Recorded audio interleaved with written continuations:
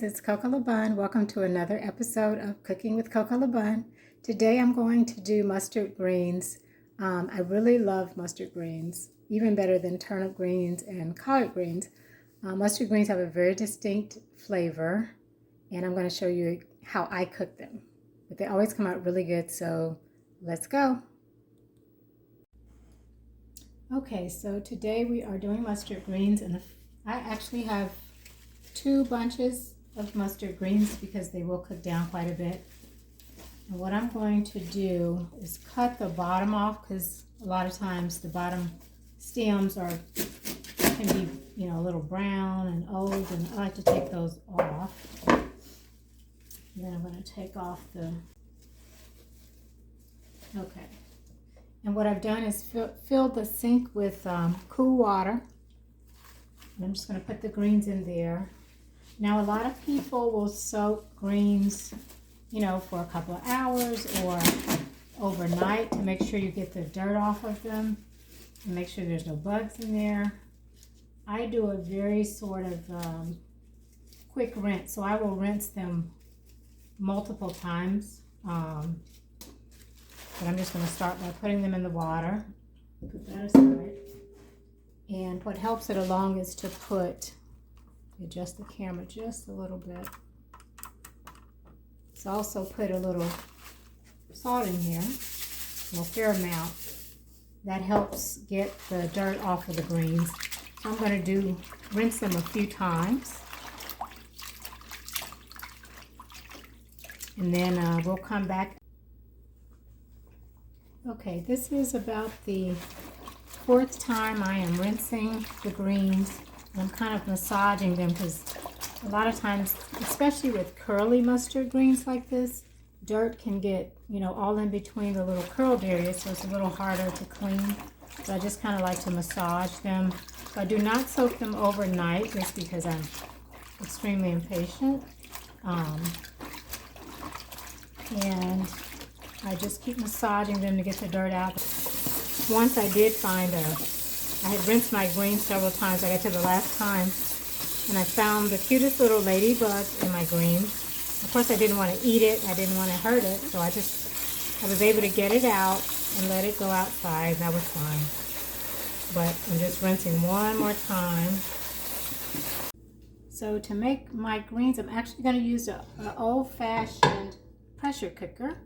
And I've had it for years. I know a lot of people have these quick cookers now, but I'm okay with the pressure cooker. So what I'm going to do, I'm going to add a little bit of water in here. Just maybe about a 1/2 inch of water.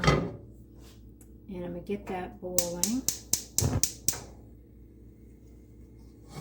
And into the water, I'm going to add maybe a couple of teaspoons of salt. I don't really measure it. I can kind of eyeball it.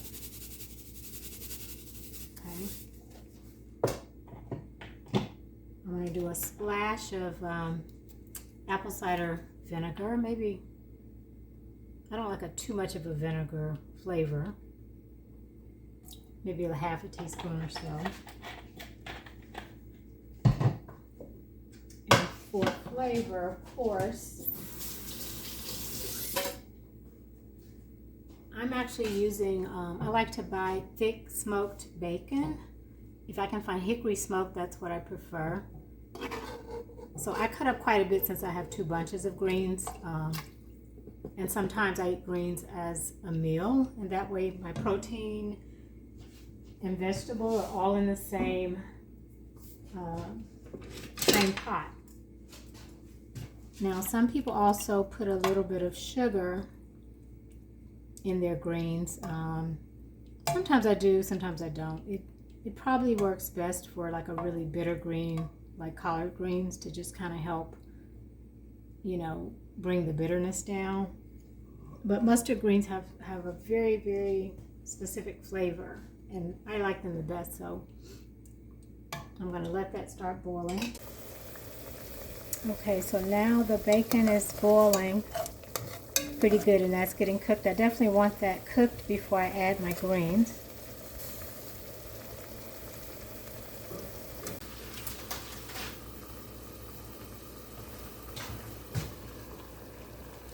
And I just kind of tear them in two, like the bunches, and put it in there.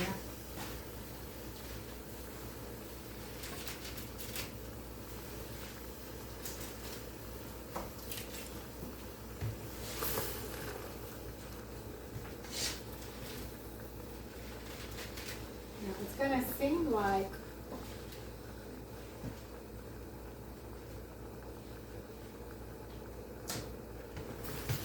it's going to seem like a lot, but it will cook down.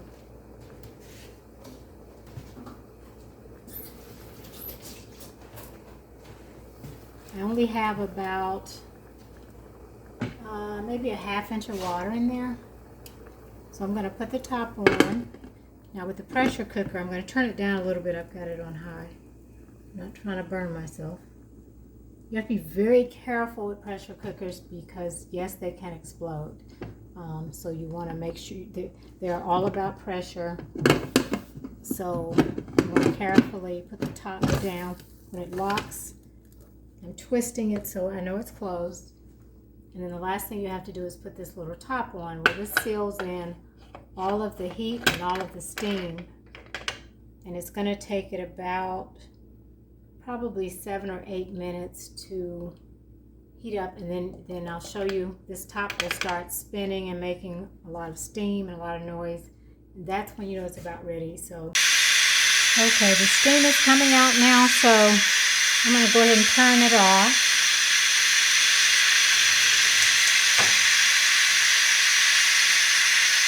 And let it cool down.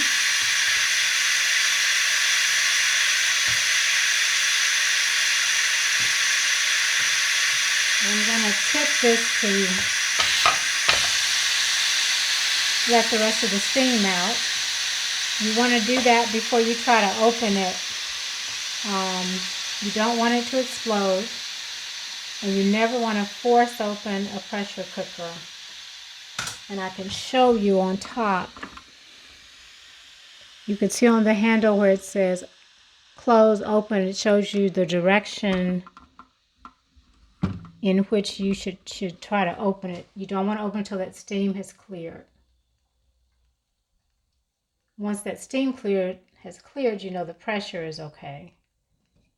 This is still a little hot, but see how that still a little bit. Handles are a little bit hot, so I'm actually going to get some hot holders here. It wasn't moving easily, so I'm waiting another couple of seconds. Okay, try it again. Okay, that time it twists right around. Very carefully. And I'm going to show you what the greens look like.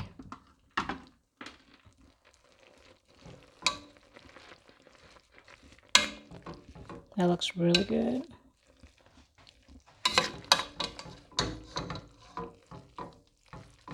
But you see how much it cooks down. I mean, it was all the greens were all the way to the top of the pot, but once they cook down, you know, it's almost like when spinach cooks down, it just shrinks.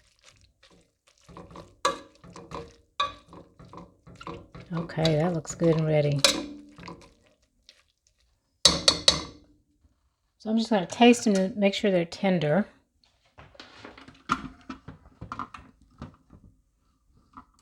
Because sometimes it is hard to tell. Normally it takes about anywhere from, I would say, 7 to 10 minutes. But it can vary based on how fresh the greens are, you know, whenever they were picked, all of that.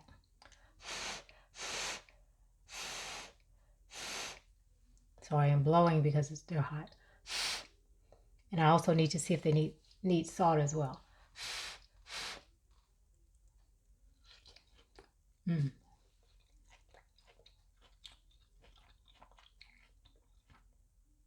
Wow, those are really good. It actually doesn't need any salt at all.